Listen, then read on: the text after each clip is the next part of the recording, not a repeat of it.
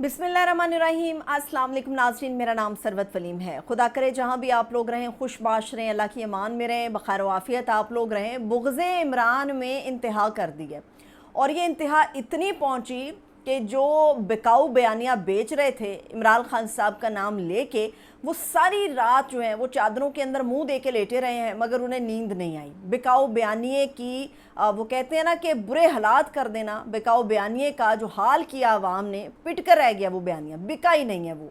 ये मीडिया पे जो मुआफ़ी का मसाला बेचा जा रहा था, कुछ इसके ऊपर बात करेंगे। मगर इमरान खान साहब ने बात कहाँ की? बात उन्होंने की अडियाला में, और जो हुकूमत के लोग थे, हुकूमती वज़ीर, इनके पैरों के नीचे वैसे ही ज़मीन से रख गई। कोई प्रेस कॉन्फ्रेंस कर रहा है, कोई ट्वीट कर रहा है, किसी भी तरह जो है ना वो इमरान खान साहब के बयानिए को बिल्कुल उसी तरह मीडिया के बिकाऊ बयानिए की तर्ज पर लेकर आना चाह रहे थे कि शायद लोग बदज़न हो जाएंगे। कुछ इसके ऊपर बात करेंगे।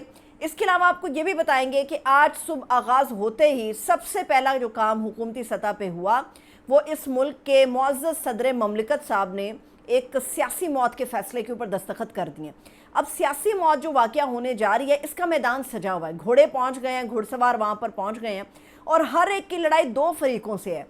जंग में होता है कि एक दूसरे के मद्दे मुकाबिल होता है, मगर यहाँ पर एक जो है वो दो लोगों के मद्दे मुकाबिल हमें नज़र आएगा। कुछ इसकी तफसील आप लोगों के साथ शेयर करूँगी, और ये भी बताऊँगी कि अवाम को इतना मत सताएं कि अशराफिया को बंद गली में जाना पड़ जाए और मुमकिन तौर पे शायद उस बंद गली का रास्ता ही ना मिले। शुरू बुग़्ज़े इमरान से करते हैं। बात यह है कि कल बयानिया बेचा गया कि इमरान खान साहब ने माफ़ी मांग ली, और ये बड़े बड़े मीडिया चैनल्स के ऊपर जो फट्टे चल रहे थे, जो बड़ी बड़ी हेडलाइंस थी, वो हेडलाइंस के ज़रा अल्फाज पे गौर करें। इमरान खान साहब माफ़ी के लिए तैयार हो गए। इमरान खान साहब ने माफ़ी मांगने का ऐलान कर दिया। अडियाला से इमरान खान का माफ़ी का मुतालबा, ये वो हेडलाइंस थी और ये वो फटे थे जो चलाए जा रहे थे मीडिया चैनल्स के ऊपर। ज़रा पल भर के लिए मैं भी सटकी कि ये हुआ क्या, ये क्या ख़बर क्या आई। पता ये चला कि इमरान खान साहब ने तो वो कर दिया जिसकी तवक्को नहीं थी। पहली बात ये है, इस चीज़ को समझ लें कि ये जो इमरान खान साहब की माफ़ी मांगने और ना मांगने का ताल्लुक़ है, इमरान खान किस बात की माफ़ी मांगे? सवाल ये है कि इमरान खान किस बात की माफ़ी मांगे? इमरान खान माफ़ी तब मांगे कि जब इमरान खान ने ज़ाती लड़ाई लड़नी हो।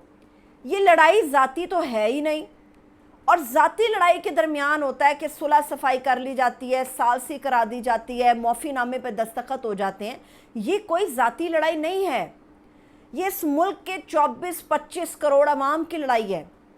ये किसी के ज़ाती मसला नहीं है। मगर ऐसा लगता है कि इमरान खान को लेके और इमरान खान की माफ़ी को लेके इसको ज़ाती मसला बना दिया गया है। इमरान खान ने ये कहा है कि मैं माफ़ी मांग लूँगा, मगर उसने ये कहा है, पहले भी उसने कहा, अब भी ये कहा इमरान खान साहब ने कि आप फुटेजेस ले आएँ, सीसीटीवी फुटेजेस ले आएँ, मैं जेल में बंद हूँ, मैं आप लोगों के पास हूँ, मेरे बंदे निकल आए, मेरे कारकुन, मेरे पार्टी लीडर निकल आए, मैं उन्हें सज़ा भी दिलवाऊँगा, पार्टी से फारिग भी करूँगा, और मैं माफ़ी भी मांगूँगा।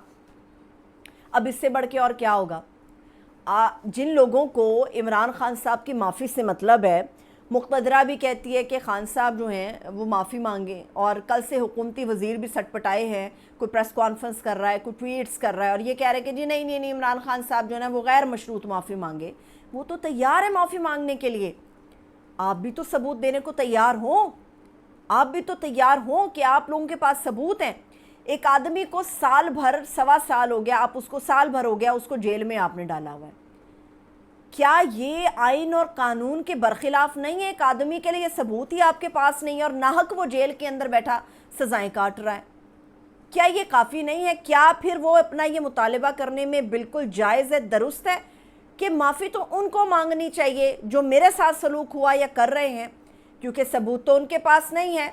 मैं तो बुलंद आवाज़ में कह रहा हूँ कि मैं माफ़ी मांगने के लिए तैयार हूँ, मगर सबूत तो मुझे दिखाओ। 1 साल हो गया, एक आदमी की माफ़ी आपको चाहिए कि वो माफ़ी मांग ले, कौम जिसको अपना लीडर समझती है वो झुक जाए, वो ये भी तैयार है, वो झुकने को भी तैयार है। आप सबूत देने के लिए पहले तैयार हो जाएं। अच्छा, अब ये हुकूमत की सतह पे बयानिया एक और भी बनाया जा रहा है, जो मुख्तलिफ सहाफ़ियों के ज़रिए बनाया जा रहा है। अब ये मुख्तलिफ सहाफ़ी क्या बात कर रहे हैं? वो ये कह रहे हैं कि इमरान खान ने माफ़ी को अपना ज़ाती मसला समझ लिया है। जब भी मामलात को आगे बढ़ाना हो तो अपनी गलती पे माफ़ी मांग लेनी चाहिए जब मामलात को आगे बढ़ाना हो। ایک شخص کو لیبل کرتی ہے یہ گورنمنٹ اور یہ سارا سیاسی حکومتی اتحاد یہ لیبل کرتا ہے اس ایک لیڈر کو کہ وہ دہشت گرد ہے، پھر وہ یہ بھی لیبل کرتے ہیں کہ اس نے نوجوانوں کے ذہن میں گولہ بارود بھر دیا، وہ یہ بھی کہتے ہیں کہ یہ ایک دہشت گرد سیاسی جماعت ہے، اس کو بین کر دو۔ ایک طرف آپ لوگ یہ منجن بیچتے ہیں کہ وہ دہشت گرد ہے، اس کی پارٹی دہشت گردی پھیلاتی ہے، نوجوانوں کے ذہنوں میں گولہ بارود بھرنے والا عمران خان ہے۔ اگر وہ اتنا بڑا کرمنل ہے، اتنا بڑا ٹیررسٹ ہے، اتنے بڑے ٹیررسٹ کو آپ نے جیل میں رکھا ہے تو معافی کیوں دے رہے ہیں؟ کیوں یہ ڈیمانڈ کر رہے ہیں وہ معافی مانگے؟ اگر تو وہ ٹیررسٹ ہے، اس نے کوئی غلط کام کیا، اس نے دہشت گردی پھیلائی تو سزا دو اسے۔ یہ کیوں کہا جا رہا ہے وہ معافی مانگ لے، چیزیں بالکل روٹین پر آ جائیں گی؟ اس کا مطلب یہ ہے کہ یہ صرف بغض عمران ہے، جس میں میڈیا کے چند بکاؤ چینلز ہیں جو اس قسم کا معافی کا مسالہ بکاؤ بیانیاں بیچ رہے تھے، اور حکومت کی سٹک گئی اس وقت جب یہ بیانیہ چند ہی گھنٹوں میں عوام نے پٹ کر رکھ دیا۔ عوام ماننے کو تیار نہیں ہوئی اور حکومتی لوگ اور میڈیا کے لوگ جو ہیں وہ چادروں کے اندر منہ دے کے لیٹے رہے، مگر نیند کسی کو نہیں آئی۔ یہ ہوا ہے کل سارا دن یہ چلتا رہا، رات بھر، اور آج صبح بھی سمجھ آ گیا کہ گیم کیا ہوئی ہے۔ دوسری طرف یہ کہ آج صبح جیسے ہی ہوئی ہے تو ہمارے جو صدر مملکت ہے آصف علی زرداری صاحب، ہونا تو یہ تھا، توقع بھی یہی تھی، سب کو پتا تھا، انہوں نے ایک سیاسی موت کے فیصلے کے اوپر دستخط کر دیے۔ اب یہ سیاسی موت کس کی ہونے جا رہی ہے؟ مخصوص نشستوں کا مسئلہ ایسا مسئلہ ہے کہ حکومت اس کے لیے کچھ بھی کرنے کو تیار ہے اور نظر بھی آ رہا ہے۔ اب وہ جو کچھ بھی کرنے کو تیار ہے اس میں انہوں نے ایک الیکشن ایکٹ میں ترمیم کی، وہ دونوں ہاؤسز سے اس کو پاس کیا، صدر مملکت کے پاس کیا، انہوں نے سگنیچر کر کے تو اس کو جو ہے وہ ایک بل کی شکل دے دی۔ اب صرف اس کا گیزٹ نوٹیفیکیشن ہونا باقی ہے۔ یہ گیزٹ نوٹیفیکیشن ہوگا تو یہ جو بل ہے یہ قانون کی شکل اختیار کر لے گا، مگر یاد رہے کہ اس قانون کے خلاف 3 فریق ہیں، اس قانون کو لے کے 3 فریق ہیں جو لڑیں گے اور ان کی لڑائی منظر عام پر آئے گی۔ پہلا فریق براہ راست جو متاثر ہے وہ پاکستان تحریک انصاف ہے، دوسرا فریق جو براہ راست ہے حکومت ہے، تیسرا جو فریق ہے وہ عدالت ہے۔ اب عدالت اس کا فریق کیسے بنتی ہے؟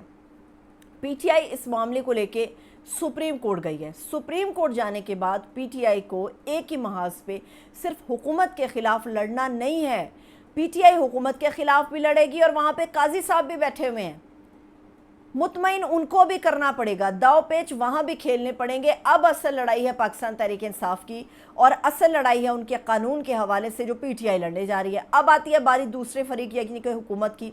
حکومت بھی ایک ہی وقت میں 2 فریقوں سے لڑے گی۔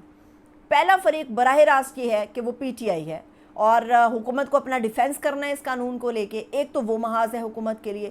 دوسرا محاذ یہ ہے کہ اگر قاضی صاحب وہاں پر نہ ہوئے تو باقی ججز کا ایک محاذ ہے، حکومت کو ان سے لڑنا ہے۔ تیسرا فریق جو ہے وہ سپریم کورٹ ہے۔ سپریم کورٹ نے ایک طرف تو اپنے فیصلے کی حفاظت کرنی ہے جس کے اوپر واردات ڈالی ہے گورنمنٹ نے، اور دوسری بات یہ ہے تحفظ کے ساتھ ساتھ اگر وہاں پر قاضی صاحب ہوتے ہیں تو انہوں نے پی ٹی آئی سے لڑنا ہے۔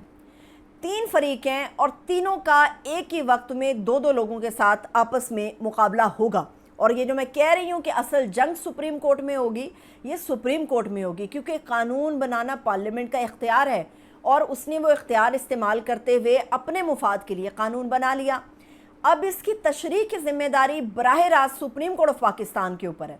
اب سپریم کورٹ نے اپنے اس فیصلے کا دفاع بھی کرنا ہے جو انہوں نے پی ٹی آئی کے لیے دیا، اور اس قانون کی تشریح بھی کرنی ہے جو ذاتی مفاد کے لیے گورنمنٹ کی سطح پر بنایا گیا۔ اب آتے ہیں تیسرا بڑا معاملہ۔